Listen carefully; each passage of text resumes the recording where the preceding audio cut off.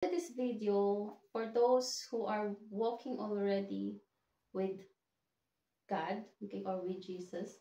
For those who also have hunger and thirst for the truth, for the Word of God, okay.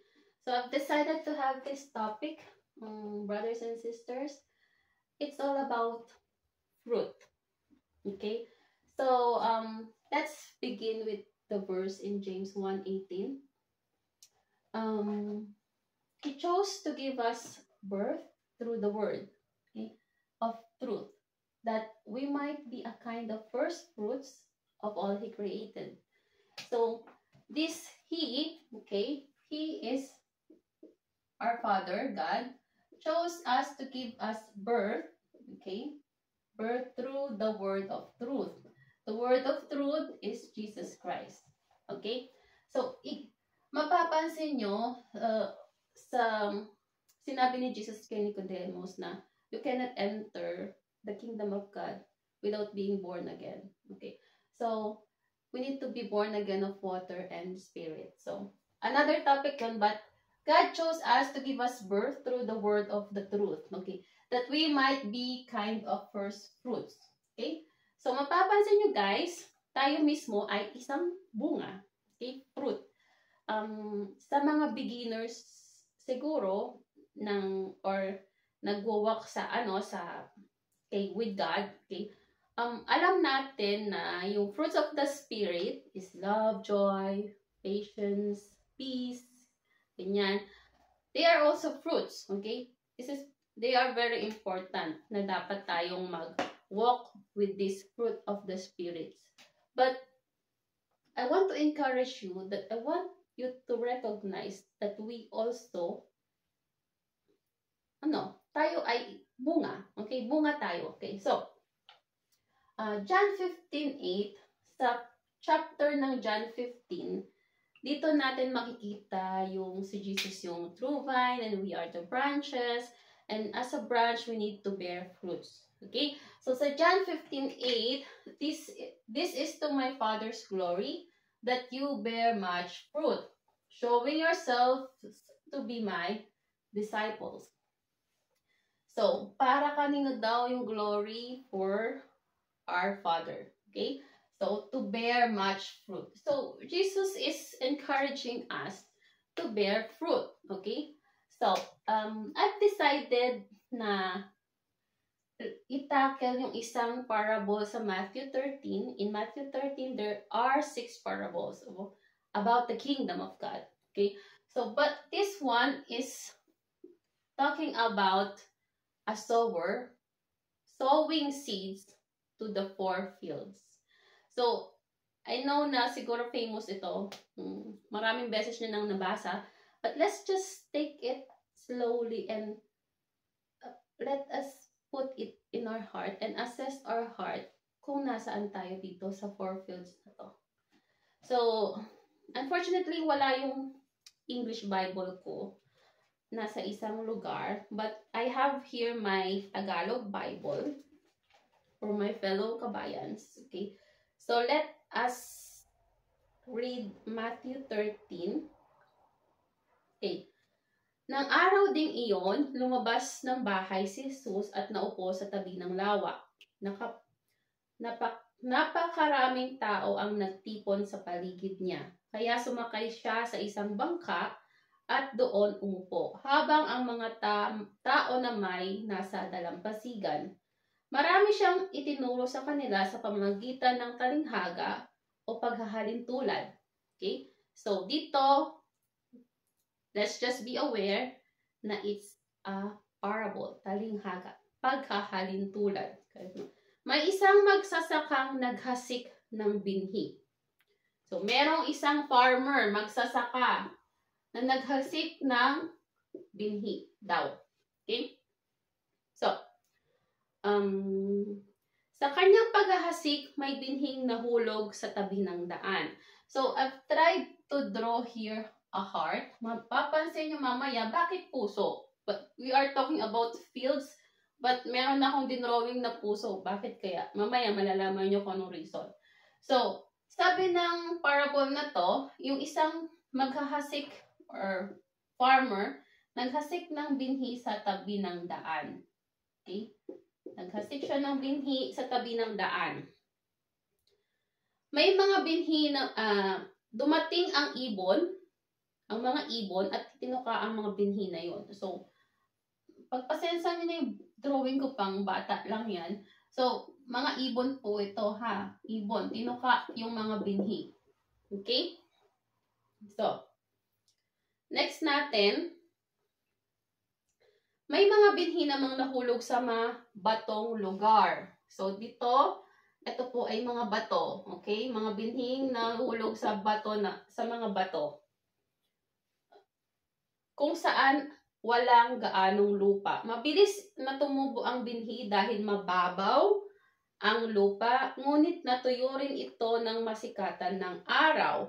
At dahil hindi malalim ang ugat, namatay ito. So, ito nakita nyo, mga namatay sila, nalanta dahil sa sikat ng araw. Kasi wala siyang masyadong soil. Okay?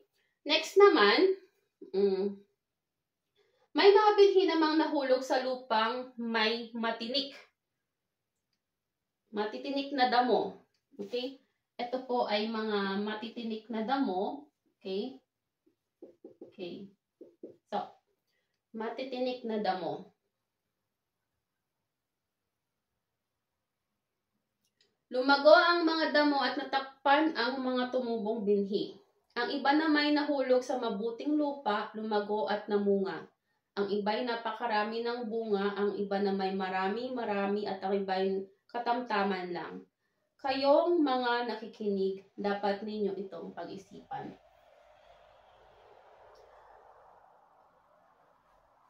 Okay, so sa English, it's like 30, 60, or 100 folds yung translation ng bunga na nangyari dito sa puno na to.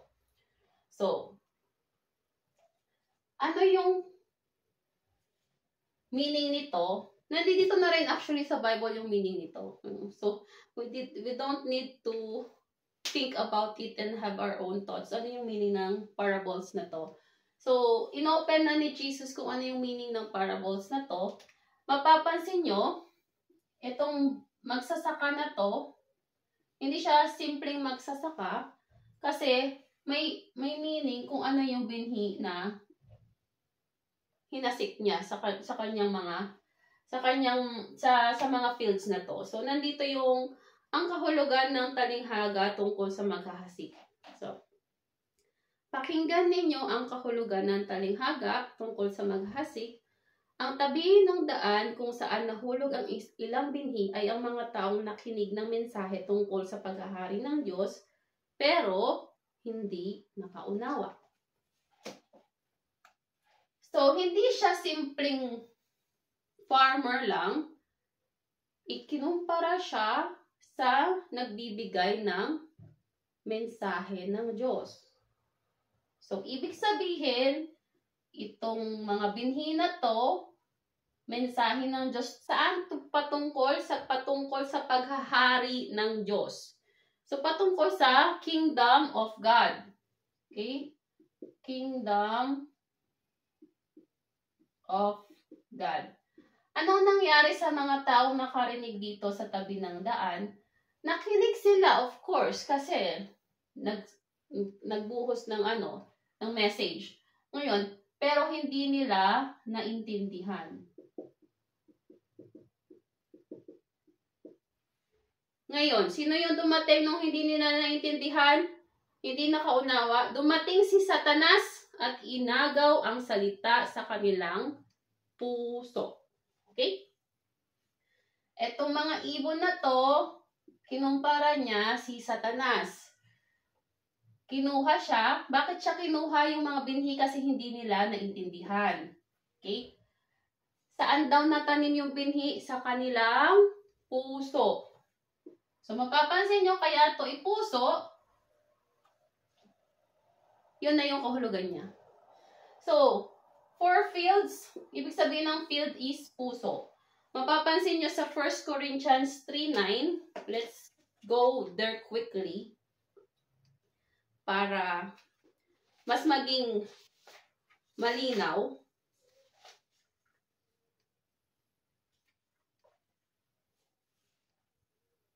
Kami ni Apolos ay nagtutulungan bilang mga manggagawa ng Diyos. At kayo ay katulad ng bukirin na ipinasasaka sa amin ng Diyos. Ulitin ko po, kami ni Apolos, si Paul yung nagsasalita dito, si Apostle Paul. So, sabi niya, silang dalawa ni Apolos ay nagtutulungan bilang manggagawa ng Diyos at tayo, o sila nung panahon na yon, katulad ng fields, bukirin na ipinasasaka sa amin ng Diyos. Ibig sabihin, kung sino yung nagbibigay ng mensahe, that time si Apollos at si Paul, sila ang naghahasik ng binhi. Okay? Saan? Sa puso ng tao. Okay? Tayo ay bukirin. Next natin sa ang mabatong lugar kung saan nahulog ang ibang binhi ay ang mga taong nakinig sa salita ng Diyos at masaya itong tinanggap agad. So this time, again, nakinig din sila. So meron tayo ditong mensahe about sa Kingdom of God. Nakinig sila and they are so happy. The beginning. Okay? Masaya. Okay. Tinanggap nila agad-agad. Okay? Ngunit hindi taimtim sa puso ang kanilang pagtanggap. Hindi daw taimtim sa puso. Para ka siyang superficial na pagtanggap. Ganon. Parang hindi siya masyadong na deep sa puso natin. Okay? So, hindi taimtim sa puso ang kanilang pagtanggap kaya hindi tumagal ang kanilang pananampalataya. Pagdating ng kahirapan o pag-uusig dahil sa salita ng Diyos ng kanilang tinanggap, agad silang tumalikod sa kanilang pananampalataya. So mapapansin niyo dito tong sun, yung kanina yung sikat ng araw, nalanta tong mga binhi. Okay? Kasi wala siyang mga soil, hindi nga siya masyado, yung mga binhi, hindi siya masyadong na tanim ng malalim. Okay? Kaya siya agad nalanta. Ano tong sikat ng araw? Yung mga persecution about sa salita ng Diyos. Okay? So, next natin. Ang lupang may matinik na damo, kung saan nahulog ang iba pang binhi, ay ang mga taong nakinig ng salita ng Diyos. Ngunit dahil ang mga alalahanin dito sa mundo at sa paghahangad ng yumaman, nakalimutan nila ang salita ng Diyos, kaya hindi namunga ang salita sa buhay nila. So, next natin is yung bukirin na may mga tinik. Okay? So, again, nakapakinig to ng salita ng Diyos. Okay? Pero dahil saan? Ano yung comparison ng mga tinik? Yung mga worries. Okay? Gustong yumaman. Okay? Hindi ko sinasabing bawal. Hindi ko pinagbawawal ang yumaman. It's a portion din ni Jesus na ginawa sa atin. Pero dahil nga isa yan sa worries ng mga tao, okay, yung pag gustong yumaman, ganyan. Yung binhi, hindi masyadong nagbunga. Okay? Ngunit, ang mabuting lupang hinasikan ng binhi ay ang mga taong nakinig sa salita ng Diyos at nakakaunawa nito. Kaya namunga ito sa kanilang buhay. Ang iba'y napakarami ang bunga, ang iba'y marami, at ang iba na may katamtaman lang. So, emphasize lang natin ito. Okay. Hindi ko sinasabing pangit yung yung sikat ng araw. Kasi dito sa parables na to, yung sikat ng araw is matindi kaya siya nalanta. Okay? Ito yung persecution sa salita ng Panginoon. Pero mapapansin nyo, Satan imitates God. Okay? Like yung rainbow, inimitate siya ni Satan para sa mga sa mga gays, of course, or sa mga tomboys, ganyan. But the rainbow itself is the sign of the covenant of God or promise of God. But let's go back to the sun. Mapapansin nyo sa Psalm, let's go to Psalm. Sa Psalm, sinabi niya na, kinumpara niya na yung sun is God. Okay?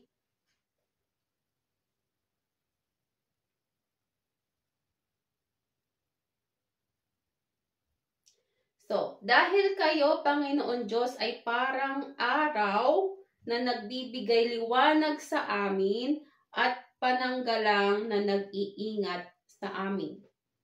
So, ang Diyos ay kinumpara saan? Sa araw din. But in this parable, it's like persecution, okay? So, dito naman sa thorns, I would like just to be clear na hindi po pinagbabawal na yumaman. Okay?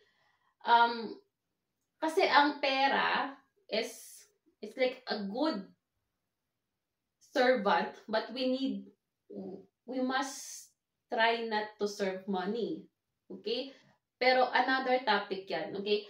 So, pero dahil sa worries, sa mga gustong talagang ma-achieve yung yaman, ganyan, or hindi satisfied, or something ganyan, na ano siya, itong binhi ng salita ng Diyos, hindi nagbunga, okay? Natusok ng mga tinik, okay?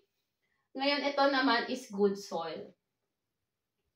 Nagbunga siya ng marami, sobrang rami, at katamtaman lang, okay? So, pwede nating like dugtungan na yung message nila is salita ng Diyos. Kung ano yung parable ng seed. This is a clear aussage or clear statement dito sa ating salita sa Luke 8:11. Let me just see. Nasa Luke 8 din yung kasi sa 3 gospel, inulit tong parables na to. Mapapansin nyo kapag inuulit-ulit yung parables, it's very important, guys. Okay? So, Luke 8:11.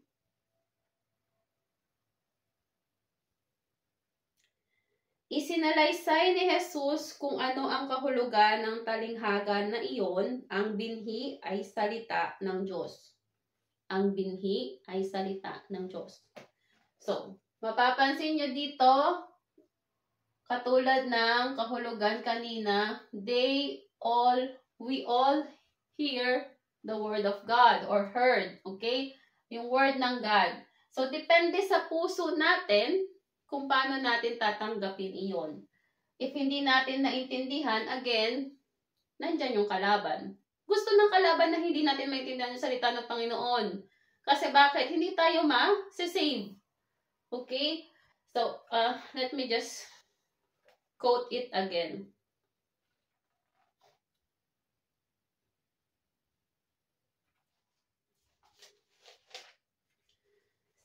Ayan. May isang magsasakang, this is in Luke 8, okay? May isang magsasakang naghasik ng binhi sa kanyang paghahasik, may biyang binhi na hulog sa tabi ng daan. Saan yung kahulugan niya? Yeah. Ang mga taong nakinig sa salita ng Diyos, ngunit dumating ang dyablo at kinuha yun sa puso nila upang hindi sila sumampalataya at maligtas. Para daw hindi sila maligtas. So, ayun yung goal ni Satan. Ayaw niyang maligtas yung mga tao. But God's heart wants to save all of the people. Okay? So, and then,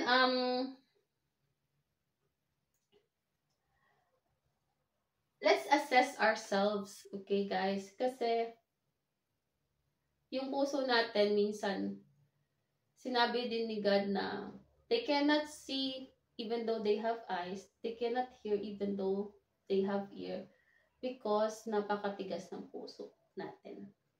So sabi niya, if you hear His voice, do not harden your heart.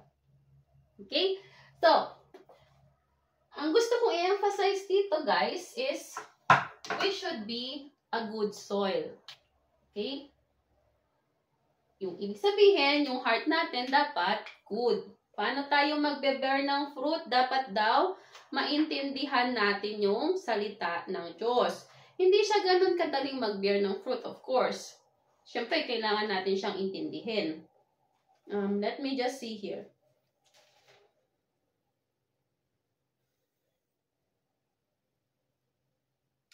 Ngunit ang mabuting lupang hinasikan ng binhi ay ang mga taong nakikinig sa salita ng Diyos, iniingatan ito sa kanilang malinis at tapat na puso.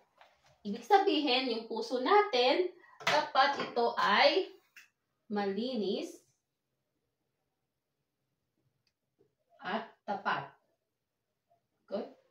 So, iniingatan, kinikip nila. So, una, understand, intindihin. Intindihin yung salita ng Diyos, listen, understand, and then keep it. Saan? Sa kanilang malinis at tapat na puso. Okay? So, at nasa na tayo? Yeah. At pinagsikapang sundin hanggang sila'y mamunga. So, kailangan natin sikapin. So, with patience. Okay, patience. So, sikapin natin, sundin. Ibig sabihin, katulad na sinabi ni James, we are not just hearers, but doers of the word. Okay? Hearers, not just hearers, but doers of the word. We have to have patience to do it so that we can bear fruits. Okay? So, mapapansin nyo dito guys, I've drawn like a baum or a tree. So, saan nag-entstehen? Okay, saan, nag-German ako. Saan nanggaling yung tree? Of course, kung it's, for example, this fruit is a fruit of mango. Okay. Yung puno ng mangga, of course, meron kang seed na tinanim dyan. Itong seed ng mangga na yan, bago maging puno siya, mamamatay ito. It should die. Should disappear. Okay? So that it will have a tree here. And then the tree will bear fruits. Kapag hiniwa, sino mahilig sa mangga dito? One of my favorite fruit is mango. You will cut the mango, you will see also seed. Okay? So, this preacher is also cool. Si Maria Prin, okay? So, she's a missionary. So, sabi niya, ano yung puno ng mangga? Ano yung puno ng, for example, santol?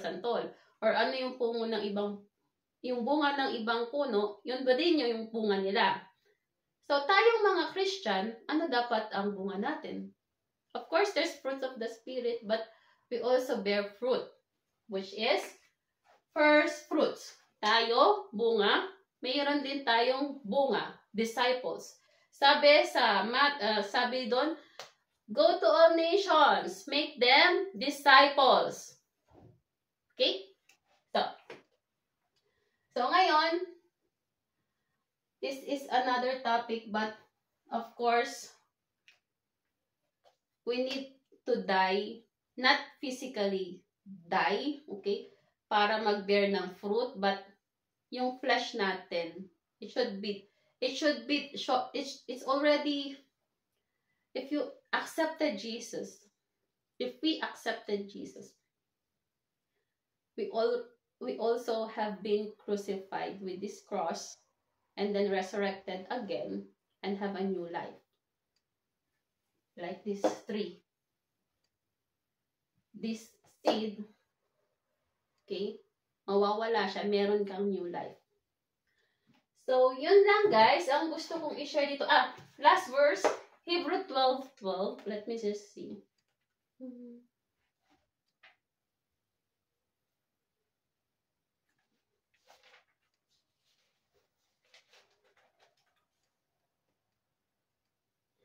Kaya, 12:2. I think 12:2. Hindi siya 12:12. Ituon natin ang ating paningin kay Jesus na siyang sandigan ng pananampalataya natin mula sa simula hanggang katapusan. So, Jesus is the beginner. Okay? Siya yung nagbigin ng ating faith and He will end it also. So, let's have faith. Sabi niya, it is finished. Sabi niya sa sa cross, it is finished. So we just have to accept it. Okay? This is my favorite verse. It's also a healing verse for me. Isaiah 53:4. Ang totoo, tiniis niya ang mga sakit at mga kalungkutang dapat sana'y tayo ang tumanas. Ang akala natin ay pinarusahan siya ng Diyos dahil sa kanyang mga kasalanan. Ang totoo, sinugatan siya dahil sa ating mga pagsuway. Binugbog siya dahil sa ating kasamaan. Ang parusang tiniis niya ay naglagay sa atin sa magandang kalagayan. At dahil sa mga sugat niya, ay gumaling tayo. So sabi niya, it is finished. So our portion now is peace, healing, okay, at salvation, okay. So, yun lang guys. So, if you stumble upon this video at hindi nyo pa po natanggap si Jesus sa inyo, try to confess that Jesus is Lord and He is your Savior. Confess that you are a sinner. We are a sinner. We need a Savior. We cannot save ourselves. No one is righteous. No one. Okay? But one. Okay? So, si God. Okay? So, we need Savior. That is Jesus Christ. Confess with your mouth that Lord Jesus is the Savior and He resurrected to the dead. And then we will be saved. Okay? So, yun lang guys. I hope you are blessed. And make disciples of all nations. Bye-bye. God bless.